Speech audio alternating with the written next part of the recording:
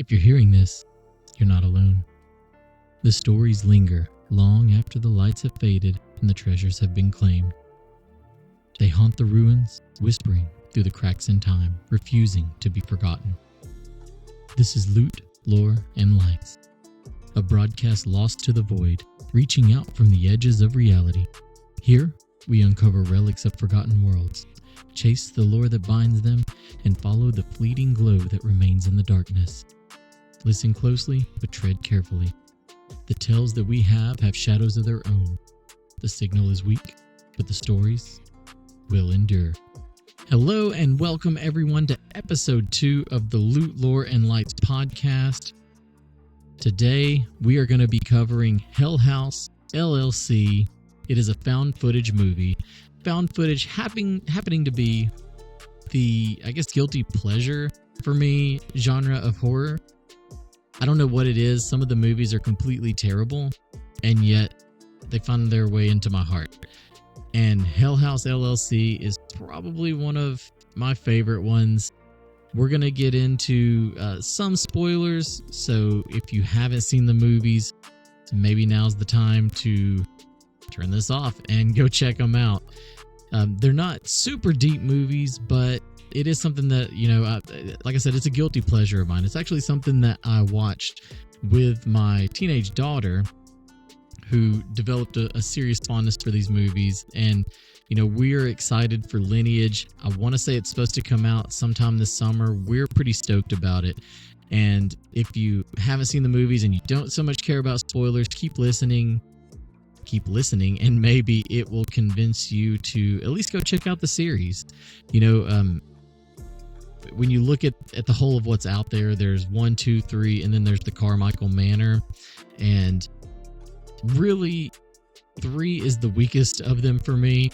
But like I said, it's a guilty pleasure for me. I enjoy all of them. I would watch them again. If my daughter came to me and said, "Hey, Dad, I think we should watch these again," I'd totally do it. I don't care that it's spring. I don't care that we're getting ready for summer, even though the new movie's coming out during the summer. But it is definitely something that once that spooky time rolls back around in October, we get closer to Halloween, it's probably something that we're going to watch again because, I don't know, it's just something about the characters in there kind of pull us in. So Hell House LLC, it follows a group who create haunted houses. And I want to say in the movie, it talks about how they are predominantly in the city, but their leader, Alex, meets someone who offers them a chance to use a place called the Abaddon Hotel. And he convinces his group to go check it out. And it is a good setting. It looks, very rundown, kind of old-timey. You would expect it to be haunted. And basically, as the movie goes along, they set up different scares. They are a professional site for creating these haunted houses. And as time goes along, things start to get a little darker, a little creepier. Clowns are involved, so it's really like effed up. And eventually, the longer that you're in the hotel, things start to manifest. You see things, you hear things. You can hear the tone, which becomes, the music to Hell House that's played on the piano. And all the way up to the point where eventually the hotel is able to claim these people as a part of, what is eventually the Lake of Fire. And I don't know what it is about these lower budget found footage movies that pull me in, but this one particularly was, I don't know, I like the mockumentary of it. It tells a story from an outside perspective about these people, and then one of part of the crew, she escapes, she goes and she's being interviewed to tell this story. And if you know anything about horror or found footage, you can probably guess what's going to happen from a mile away. But it plays out really well. Like I said, it is low budget found footage. I could talk about different found footage movies all day, but this one is probably up there with some of my favorites. And like I said, it's a guilty pleasure. I can watch it anytime. So the gist of the story is that Alex was approached for this place, and it already kind of had its hooks in him. You find that out as you get closer to the end, and he is willing to go against his whole group because of his greed, and he believes that he can make this place amazing, especially given whatever happened at their past haunted house attraction. It didn't go well. And so the leader, it goes down with basically the leader, Alex, gets he and his whole group undone just from his greed, his ambition. There were many warning signs that pop up through the movie that they need to get out, and his crew would have been safe. And there's different themes, I guess, that resonate throughout the movie itself. And the biggest takeaway is, biggest takeaway for me, and this is from somebody who, in my younger days did the whole ghost hunting thing. And, I'll actually bring on somebody from that group at some point whenever we cover one of these horror movies. But if you have a bad feeling, there's probably a reason for it. And if your whole crew is telling you they don't like it, they're experiencing things that's making them uneasy, it might be time to pack it up and get on out. But he doesn't listen because, like I said, greed and ambition on his part just were his undoing. There's, the clowns that I spoke about. There's a particular scene in the basement where just the way it's shot, it's super dark. You end up seeing the clowns are looking one way, and as it pans back, one's looking a different way. They start trying to move the head. It doesn't move. For me, as soon as I see that, I'm checking out. I don't like clowns to begin with. I can blame that on Pennywise from when I was younger and watched it, but it is chilling, and maybe that's what it is. It's a throwback to my childhood and my fear of clowns at some point, to see that they're about to be stalked by one. Supposed clown mannequin randomly pops up in weird places. It's on the stairs at one point, the camera pans away, and all of a sudden it pans back and his face is right in the camera. There's, small jump scares like that really just don't allow you to get super comfortable, but it's still, a really, to me at least, a fairly mild found footage horror movie, and I think that's what makes it okay. Like, it's not something like a VHS where, there's going to be some really gratuitous, like, nasty killings, and all the way up to, the bedroom encounter where Paul is filming himself, and you see it over the course, I want to say like 3 different times, where he turns the camera on and is talking directly to the camera. There's not a lot of stuff that goes on in the background until the last time he does it. And, there's a woman in a white dress sitting in the room not far from him. And it was at least at that point when we had to stop the movie for a little bit because, my daughter was getting a little freaked out. And that's one thing that we have is, like, if you're getting too scared, then that's fine. We'll pause it. And if you have nightmares, we won't go back to it. If you're curious about ending it, face your fears. It's bravery, whatever. Let's go. All of it builds up to basically the opening night chaos. And in typical found footage fashion, that's the first thing you see, really, is you get an idea of how opening night's going, and then it goes back and it tells the backstory on how you got there through, people who are, like I said, it's a mockumentary style, so they're interviewing people, and one of the members of the crew is, being interviewed as well, and it's filling in all the gaps leading up to this ending, to where as you're seeing it unfold for the second time, you understand and see how all the players are moving in the game. It somewhat, I guess in the first one, exposes a little bit of the truth about what happened at the Abaddon Hotel. There's, a couple shocking revelations that go through and really show how Alex ended up there. It's the first movie is really, really good. I would even say if you you're interested in watching it. The first movie, the second movie is another, to me, it's not near as good as the first, but it's a fun watch.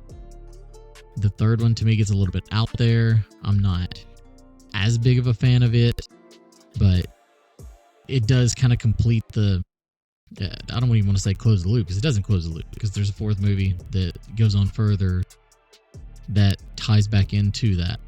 But it brings, I guess, more supernatural elements to it than what there already are. And it's a fun watch. I'm not going to say it's like one of those where, it's just a crash that you can't look away from. It's so bad, because it is good. I would highly recommend it to anybody who is interested in getting into found footage as an ease in found footage. You don't want to jump into something just like I said earlier, like a VHS or, there's plenty of others out there. Like Rec might be another good one that could get somebody on board, but it really kind of starts that trend of getting towards other found footage. And if you guys are interested, you can comment, you can email at lootloreandlights@gmail.com, and we can even put out a ranking that will talk about different found footage movies, because I know there's a lot out there. There's a lot of good ones, there's a lot of bad ones, and like I said, some of them are, even the bad ones are fun watches for me, as bad as that is. It is the guilty pleasure genre for me. Speaking of other found footage movies, the director of Hell House LLC, Stephen Cognetti, he drew his inspiration from another one called Lake Mungo. I want to say it's on Prime right now. If you have Prime, you can go out there and check it out. It's another good one. But he drew major influence from that movie, and he used that documentary style to really, enhance the realism and draw you in for the scares. The place where it was filmed, the Abaddon Hotel, it was actually filmed at the Waldorf Estate of Fear. It's a real haunted house attraction in Pennsylvania. I think that just the atmosphere of that place really lended to the heightened sense when you get watching this movie, because it does feel like an authentic place.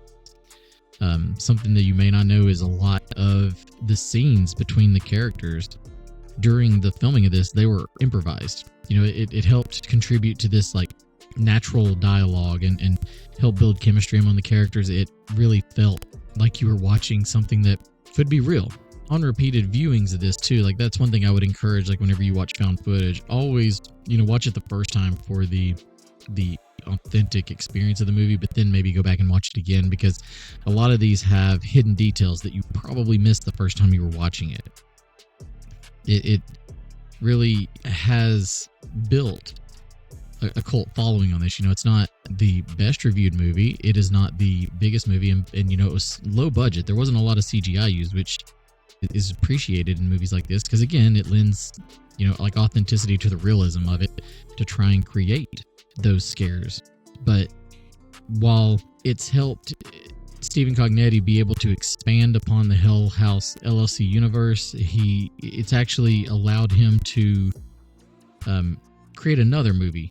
It's kind of escaping me right now. It's an address. It's I think it's 825 Forest Road, and it is more of the traditional type narrative. It's not found footage, but he being able to garner the trust in that he's built, I guess, with his name and with these films, that has allowed him to kind of branch out. And I'm really interested in watching 825 Forest Road. So, it could be something that we cover later on. I'm not going to keep, harping on the first movie. Just go watch it. You won't regret it. It, led into the second movie, which is probably the third favorite out of the four movies that are out for this series. The third movie is by far, to me, the weakest. The only thing the third movie I thought did really neat was it did bring back some returning characters. There were people who were in the previous films, and it tried to tie together all three of the movies. So I did think that was pretty neat, but make it through those just to go watch Carmichael Manor. It is definitely on par with the first movie. Highly recommend it. If I were to, compare these to a traditional, or not even traditional, but if I was compared to other movies that are out that are more high budget, yeah, maybe this thing might be like a 5 or a 6 out of 10. But if you're somebody who likes horror, you're somebody who likes found footage, I think you'll get a lot more out of it than that, and you'll get more out of it in the series. And you will be caught up and ready to go because the final installment, which is Hell House Lineage, will be coming out this summer. I think Shudder just put out a trailer for it. It is going to have a theatrical release. I know that that's got people a little bit unhappy because they pay for Shudder to have these movies, and now you're paying for Shudder to really, advertise movies that you're going to have to go to the theater to watch. I'm looking forward to it. It will be a fun ending, I hope. Yeah, I think that this would be a good place for me to just tell you, hey, take my advice, go watch the movie. You won't regret it. So if you take away anything from this episode, it is go watch Hell House LLC. Think if you enjoy it, continue down the rabbit hole. Go watch the next 2 and then watch Carmichael Manor. All of them fun movies. Like I said, I love them. It is a guilty pleasure for low budget found footage for me though. So, take that for what it's worth. If you don't like horror and you don't like found footage, stay away because you're probably not going to like it. That's going to do it for us for this week. I am going to say that we'll have some stuff coming up for The Last of Us, if it's not already up, dealing with the series that is currently airing. So, be on the lookout for that. Episode 3 will drop next week. I will likely have a guest on with that one, which, just in case it falls through, I'm not going to mention who now, but I look forward to seeing you guys.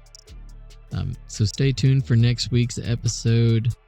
I look forward to talking to you all, and just know that these recordings are all that we have now, a testament to the tales that we've found, the worlds we've glimpsed, and the secrets that refuse to stay buried.